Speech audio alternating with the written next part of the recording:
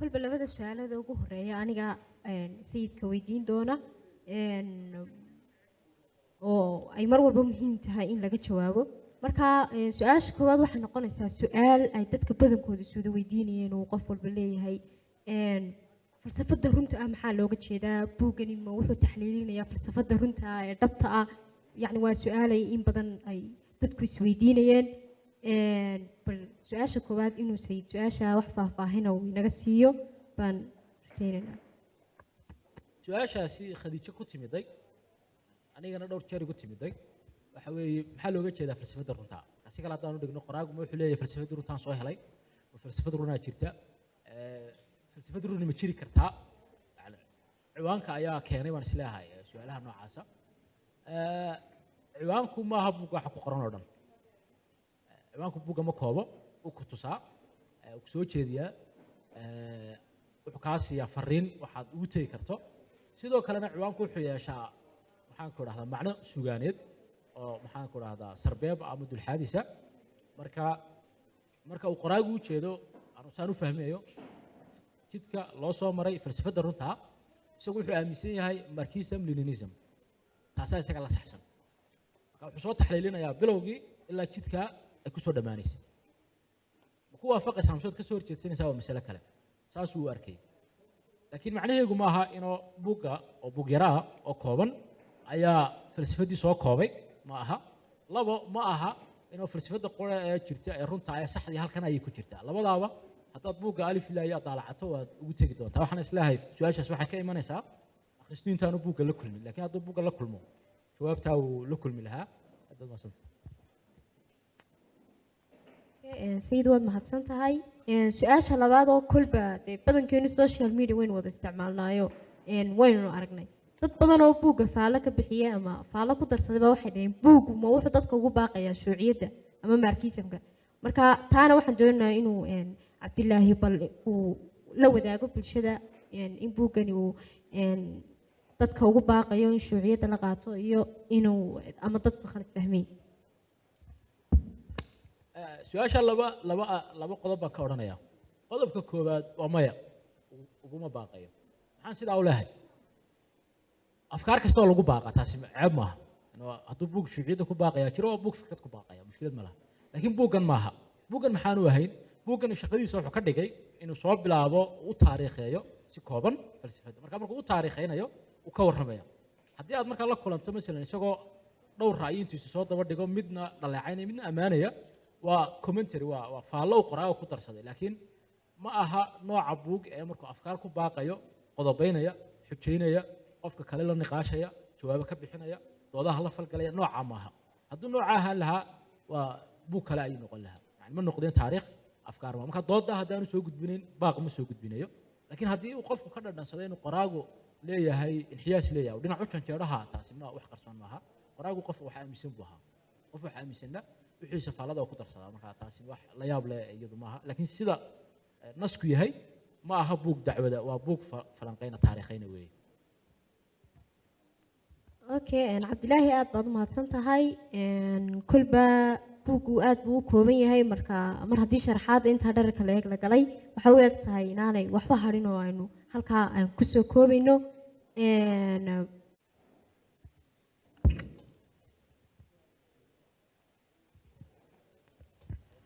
بسم الله الرحمن الرحيم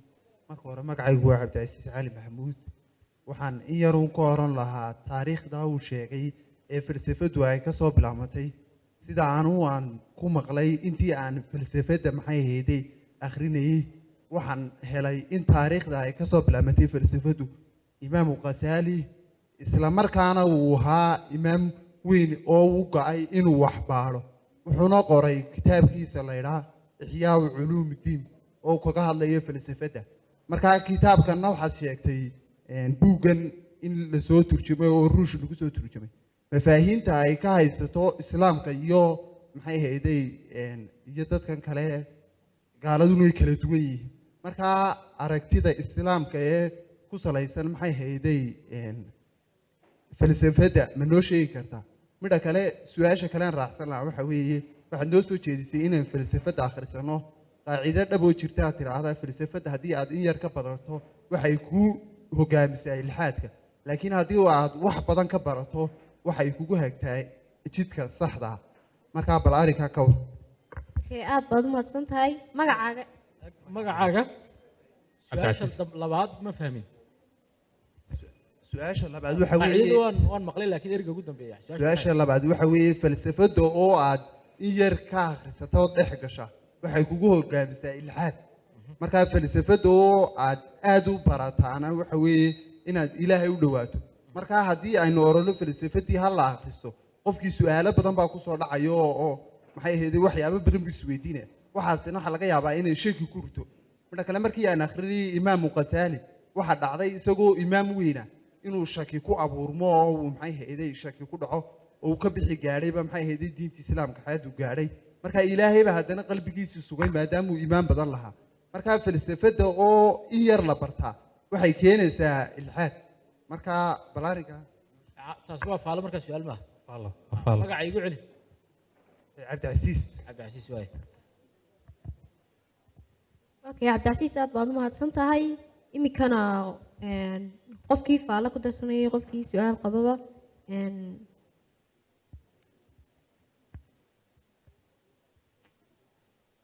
magacaaga adigoo ku bilaabaya.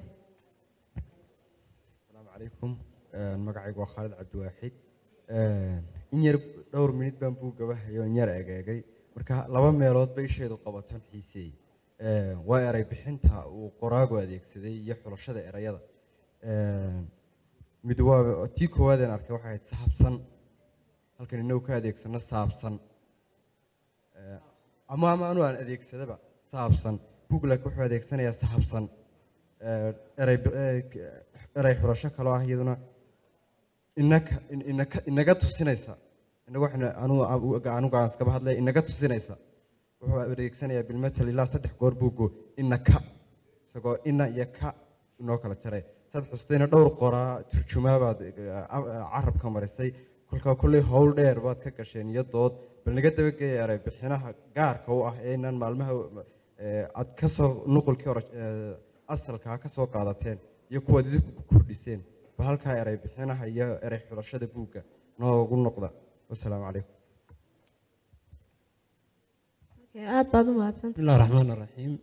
waxaan ku yiri dir la faalo horta magacaygu waa maxamed cabdiraxmaan boos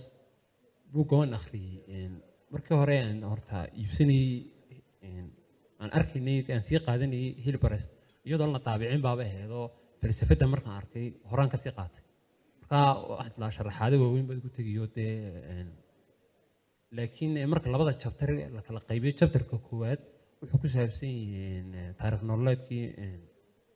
Jaale Maxamed Cabdi Dhukaal iyo taariikh nololeedkiisa marka xagga waxaan ku yiri dari lahaa inaad kulli marka tabacadan way soo baxay tabacada labaad xigashada aad ka soo xigateen resource kaliya oo ah usulkii fadhiyay wadanka Soomaaliland UK xagga tixraac ahaan way yar kala fogaanay isagoo 5 sano ama ku dhawaad aanay is aragba tixraacayna soo yar dhaweysaan oo laascaanood ama hooyadii walaalkii in adeerkii ku dhawaad sawirkiisii oo aad soo heshaan oo dadka soo jiidasho fiican bay u sameyn lahayd insha Allah baan filayaa faalada aan ku horeeyo faalada dambe oraahda odhanaysa falsafada yarna oo lagu lumaa falsafada badanna ilaahay baa loogu tagaa waxa qura ay tahay inaad ku bartaa waa inaad falsafada badsatoon ma aha inaad yaraysato inaad kugu dhiiri geliso inaad yaraysan oo aad badsato waa intaas masalada labaad ee ah maxaan ku raahdaa al-Ghazali dabcan faqiihna uu ahaa mutafalsifna uu ahaa tajribo nololeed jirib nololeed oo maxaan ku raahdaa iimaan iyo shaki iyo iimaan balana uu maray sooyaalkiisa in la akhristaan aan ku talin lahaa su-aasha uu Cabdicasiis weydiiyey ee ah aragtida islaamka ee falsafada horta labada ciwaanbo laba ciwaan weyn yani falsafaduna wax weyn islaamkuna wax weyn kama dhamaan karnayna aan meel ku soo koobno labo aragti yani islaamka laftirkiisu mesela islaamka markaynu ka hadlayno muslimiinta waa dad fara badan maxaa badiyay kala duway si islaamku u fahmeen ba kala duway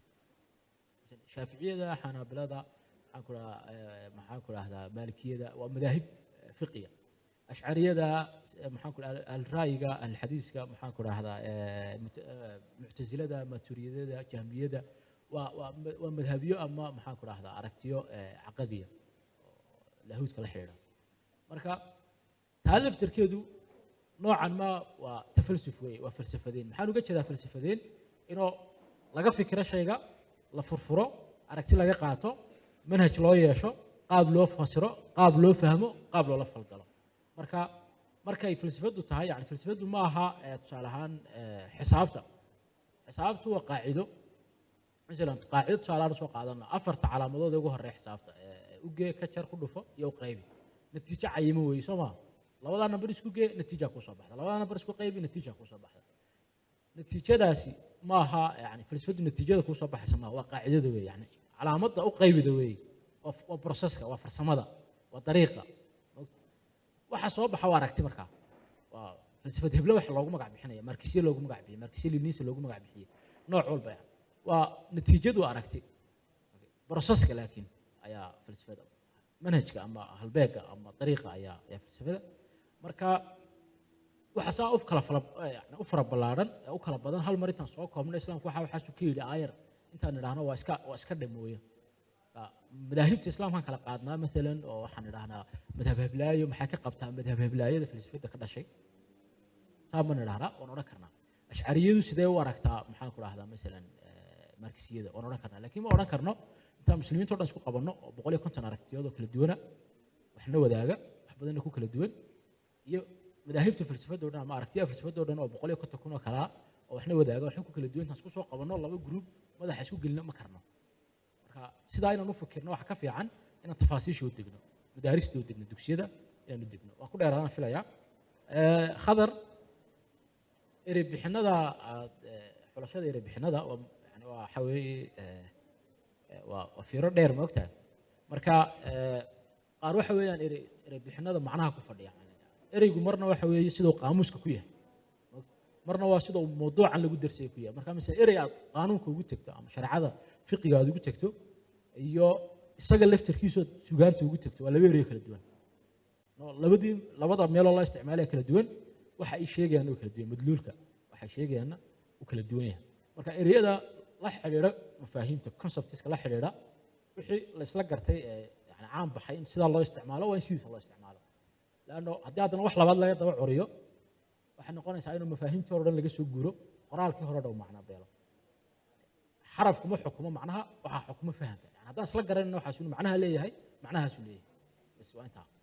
ereyada kale ee la xidhiidha masalan kuwaad soo qabato kale sahabsan oo kale anu shakhsiyan sahabsan baan isticmaalaa dad badanna sahabsan bay isticmaalaa waxay noo dhexaysaa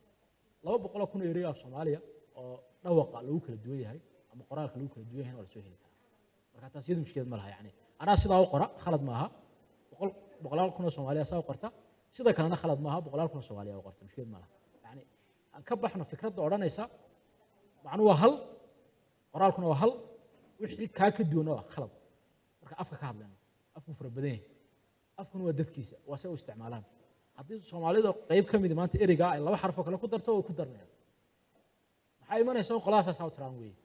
yani authentic ma jiro inuu qof halkan soo joogsado ka fadwoodo afka inuu tan waa khalad tan waa sax ma jiro marka laakiin loo imaado naxwaha loo imaado rogrogitaanka ereyga loo imaado xeerasha suugaanta kuwaas ah xeerar leh macnaha ay abuurayaan iyagu laakiin ereyadu waa dhawaqa la qoraa qoraalku wuxuu ka imanayaa carabka asala carabkana waxa asal oo cid ku dhawaaqaysa marka ka wululitaa maxaan ku raahdaa qofka saddexaad boos inuu haaban filaya horta aad baad u mahadsan tahay tixraaca sooyaalka qoraaga maradaad akhrido waxaad garanaysaa inuu qoraagu yahay maxaan ku raahdaa qof aan bixin hore wax looga qorin waxaan aad uga xumahay inuu cutubka yare kooban ee buugga ku jira uu yahay ilaa intaan ogahay qoraalka qura ee ku saabsan qoraaga aan heli karno marjacaan isticmaalnay ama masterkaan isticmaalnay ambassadorku haddaad qoraalka u fiirsatay kumay wada nooleyn un la dhano qura muqdisho ku wada noolaayeen xafiis bay ka wada shaqeeyeen xafiiska masalan waxay ka wada shaqeeyeen bilowgii 69 ilaa bilowgii 70-aadii waxay ka shaqeeyeen xafiiska public relationska ee golaha sare kacaanka ay ka wada shaqeeyeen markii dambena waxay ka wada shaqeeyeen xafiiska ideolojiyada saaxiib shakhsiya oo inkastoo u dhaxaysay laakiin isku xiga oo wax kala qaatan way ahaayeen oo sida uu ambassadorku sheegaya uu ahaa maxaan ku dhahdaa role model uu ahaa isaga iyo jiilkiisii rag badan oo lamida marka tixraacu waa qof aad xagga shakhsiyadan ugu dhow xagga fikirkana ugu dhow laakiin waxaan kula qirayaa inaan u baahannahay inuu daraasad gooniya laga sameeyo tixraac badan la sameeyo qoyskiisa asxaabtiisii kale meeluu ka shaqeynaya waa hawl ballaaran weeye marka hawl fudud maaha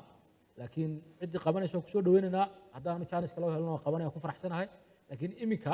intaan haynaa waa intaana qofkii ugu dhowaa fikir ahaan ka warhayay yani afkaartiisa la niqaashay sidoo kalena shaqa ay soo wadaageen ayaan maxaan ku dhahdaa ayaan ka xiganay marka ma yani kala go' ma jiro waa daakira xiriirsan weeye marka waxaan filaya su-aalintaas ay ahaayeen haddii cid kale jirto marka koowaad magacaygu maxamed duse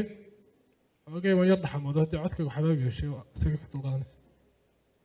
waxaan rabaa qoraaga inaan weydiiyo maxay tahay xidhiidhka ka dhexeeya falsafadda iyo nidaamka shuuciyadda maadaama dadka ugu badan ee filosofiyada iyo dadkan fikradaha soo gudbiya ay yihiin dad raashiyaana raashiyaankuna ay yihiin dad shuuciya oran karnaa qoraa xidhiidh baa ka dhexeeya falsafadda iyo nidaamka shuuciyadda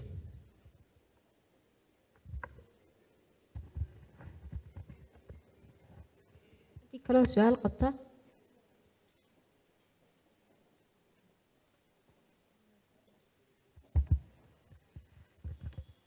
بسم الله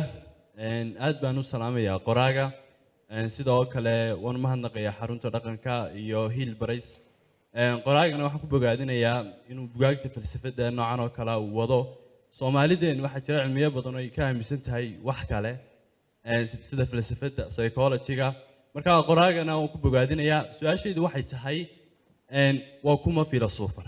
amba qofku goorma la odhan karayaa hebel waa philosopher amba darajada noocaasa goorma la odhan karayaa waa la gaari karayaa aad baad mahadsantihin aad buu mahadsan yihiin dadka kale ka qayb qaatay aan ku horeeya duse ma odhan karnaa ama xidhiidhka falsafadda iyo shuuciyadda ka dhexeeya muxuu yahay waxaan filaya inaan markii hore ka hadlay laakiin aan mar kale ku celiyo dhan kale aan ka eegno intaynaan shuuciyadda u gelin falsafadda aan ku horeyno masala waxyaabaha ugu fudud ee falsafadda lagu fasiri karo waxaa ka mid ah ilmuhu marka uu dhasho koro dhaqaaqo uu afbartaa afbaradka iyo dabeecadda iyo dadka iyo dhaqanka wax badan buu baranaya marka waxaa ku badan su-aasha wax walba ku weydiinaya waxna waa maxay waa qorra xaggan maxay uga soo bixiyay carruurta xaggee ka timaadaa marka la dhinto xaggee la tagaa awoowe xagguu joogaa kan waa maxay wax kasta oo uu nolosha la kulmo uu ku su-aalaya laana inuu bartuu rabaa waanu ku cusub yahay nolosha yani iminku yimid marka macnaha ugu fudud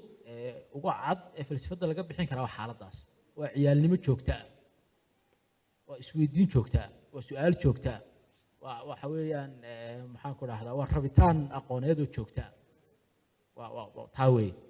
wixii intaa ka yimaadaa baynu nidhi marka xaaladdaasi abuuranto waa su-aasha waa jawaabta waa iskudayga fasirka iskudayga fasirka macnaheegu maaha inaad saxnaan doonto inaad qaldanaan doonto laakiin waa process weeye processkaasi natiijooyin buu dhalaa aan ku sharaxo tusaale innaga inoo dhowaan fahmi karno qur-aankaa soo degay nebi maxamed buu ku soo degay alayh salatu salaam xadiiskaa la diiwaangeliyey waa hadalkii nebiga maxaa la sameeyey xadiiskii process baa loo sameeyey lagu kala saaro kee khaldan kee saxsan kee sixitaanka u dhow mogta oo la xidhiidha dadka soo wariyey okay processkaasi xadiis maaha waa processkii xadiiska lagu kala saaray hadhow maxaa soo baxay markaa xadiis saxan iyo xadiis qaldan xukun baa soo baxay la saaro xadiiska okay falsafadana saasoo kale aanu la dhaqmaynaa waa process weeye waa qaab fikir waa methodology waxa weeye waa manhajiyad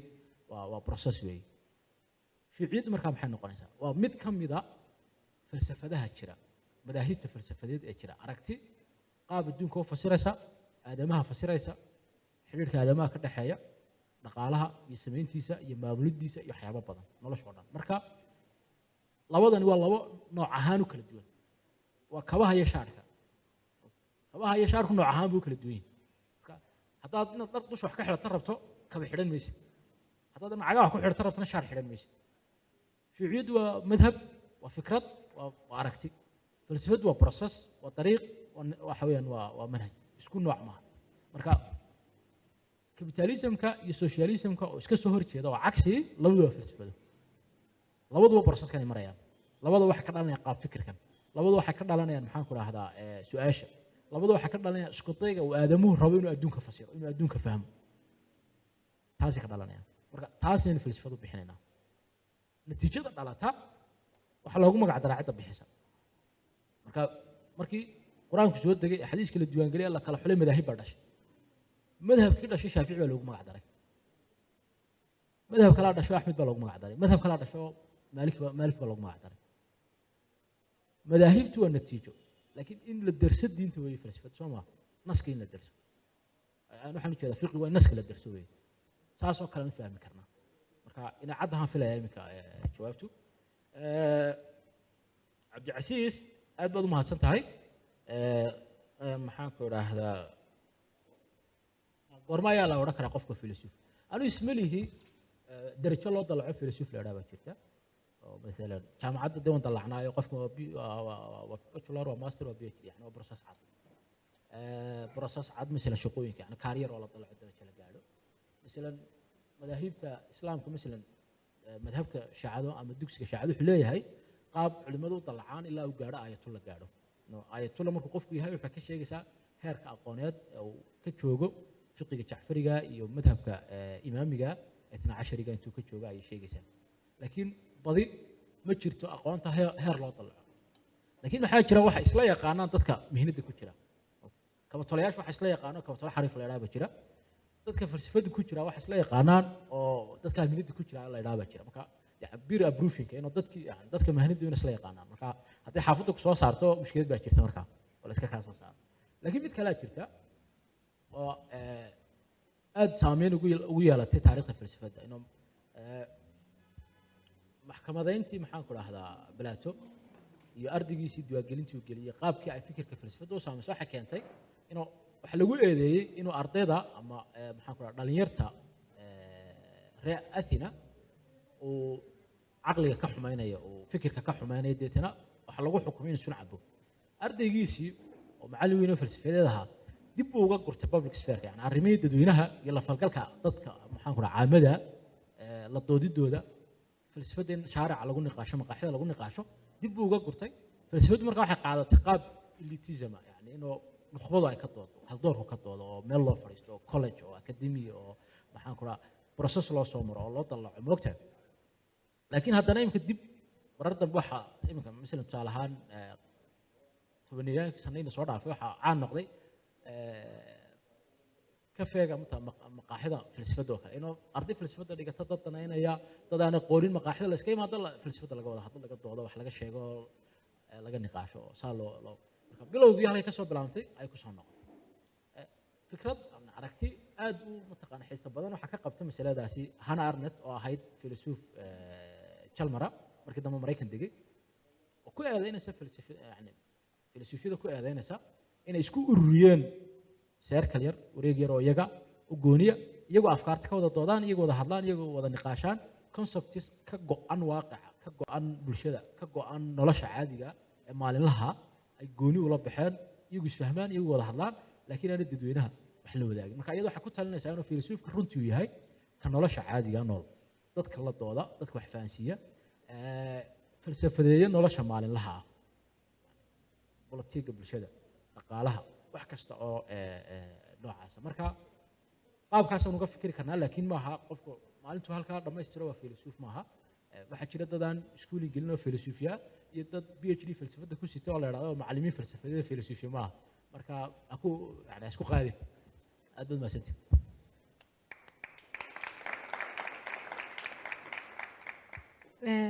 kolba waxay u eg tahay inay su-aaluhu intaa inoogu dhan yihiin dhammaan ciddii danaynaysa buugga inay iibsadaan